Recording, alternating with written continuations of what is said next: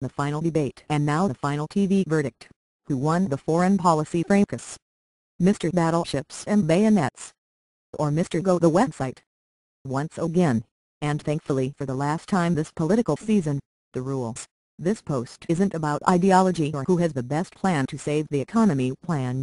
This is all about who comes off best on TV, for it is TV, say the wise political man or woman. We are also gender non-specific here that gets someone elected. Why else, continues this wise person, spend billions on TV ads in swing states? Also, thank you for trying verbose. This recording will go away once the product has been purchased. Before we plunge in, did I say for last time? For the last time. Let's consider this other truthy truism. Debates really don't win presidential elections, but debates sure can lose them. One more piece of wisdom: it's much, much better to win the debate than lose one, but at this late stage, does it really matter? After all, beside that so-called undecided out there, everyone has already decided. Plus, I thought John Dickerson of CBS News raised a salient point last night. To paraphrase, Mitt Romney didn't need to win last night anyway, because he made a thank you for trying verbose. This recording will go away once the product has been purchased. Strong showing the last two outings and even won the first. Moreover, he thinks he's going to win on the economy anyway, not on history lessons about battleships and bayonets. So, to the factors, and once again, please feel free to disagree. We are only stating opinions here, and yours is equally valid. The smile factor, yes, I usually begin with the tie factor, but even that feels incredibly trivial at this point. Both ties were fine. Let's move on. Who had the best smile? Ah, the smile. The window to the soul on TV. Thank you for trying verbose.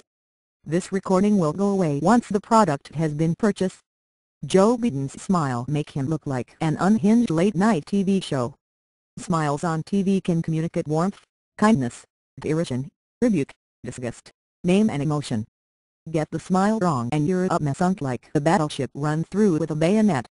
Romney's smile all night long was a rictus, a barely etched expression of discomfort from start to finish. Obama's was of the patient variety, which read, "I'll let you finish while you're making the point that I will soon happily rebuke."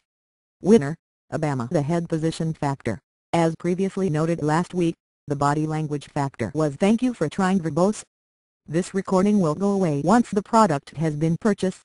Huge in the Hofstra debate, because you had the whole body effect. Candidates striding the stage, pointing in the face off the other, or sitting on a high stool, like either he was comfortable, or restrained. But that couldn't really happen within the confines of a small split screen, so that both candidates had to use their head to convey what the body could not. Romney has been excellent at this factor in the last two debates, his head invariably in what could almost be described as a righteous position. He just seems to know how to hold thank you for trying verbose. This recording will go away once the product has been purchased. His head in a way that says wannabe commander-in-chief. But confined to the small screen last night, he seems to lose his head mojo. The head remained erect but rigid, and when certain tense moments, especially during the crosswalk over the budget, arose, he had the habit of bending down and scribbling something on a piece of paper. It looked like his attention had snapped, and gave the impression that POTUS was scoring at will. Obama held his head erect, pointed directly to the candidate, and occasionally to Bob Schieffer when he wanted to catch his attention. Thank you for trying verbose. This recording will go away once the product has been purchased. As if he just couldn't wait to make a point. That quick little head movement to Schieffer worked well because it snapped your attention away from Romney, and made Romney miss a beat too. Winner, Obama. The zinger effect. This finally is the great secret weapon of any presidential debate. That line that resonates for decades. The "I knew Jack Kennedy, you are no Jack Kennedy." Especially the "there you go again." Romney had none of those last night, and you sort of wonder why. Those lines are mantras. They may mean little, but thank you for trying verbose. This recording will go away once the product has been purchased. In the context of a debate, become giants. They live long after we've forgotten everything else. Obama had a number of them. Those who actually killed us. We've been to your website, the number of times, and we still don't get it. Every time you've been wrong. The big whopper. You've been all over the map. You're trying to airbrush history. It was almost as if POTUS was road testing these lines. Some were better than others, but all worked to his purpose of pounding the candidate. Thank you for trying verbose.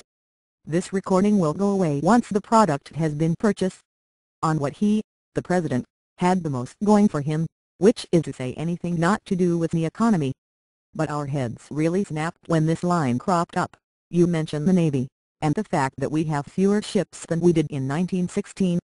Well, Governor, we also have fewer horses and bayonets. It's not a game of battleship, where we're counting ships. Booyah! The real score, and the first time since, probably 1916, that a presidential debate verged into discussion on horses and bayonets and battleships. Teddy Roosevelt would have thank you for trying verbose. This recording will go away once the product has been purchased.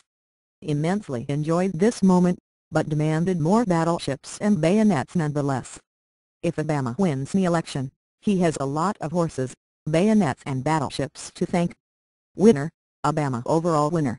Of course you can see where I'm going here. The president had a good night, in fact the best night of the 3 debates. He was confident and fluid, his language had power and resonance. In TV terms, he easily outpointed Romney. But a few words in support of Romney, too. Over these 3 debates, in purely TV terms, he did what he thank you for trying verbose. This recording will go away once the product has been purchased. Needed to do, establish credibility, authority and a sense of command. He went head-to-head, body-to-body, mano-a-mano with the president and came out whole, arguably even more than whole. He won the first debate, did well in the second, and lost some, but certainly not all of his mojo last night. But he came out ahead from these 3 TV debates. What's that line about losing the battle and winning the war? Now, please feel free to disagree. Winner last night, Obama.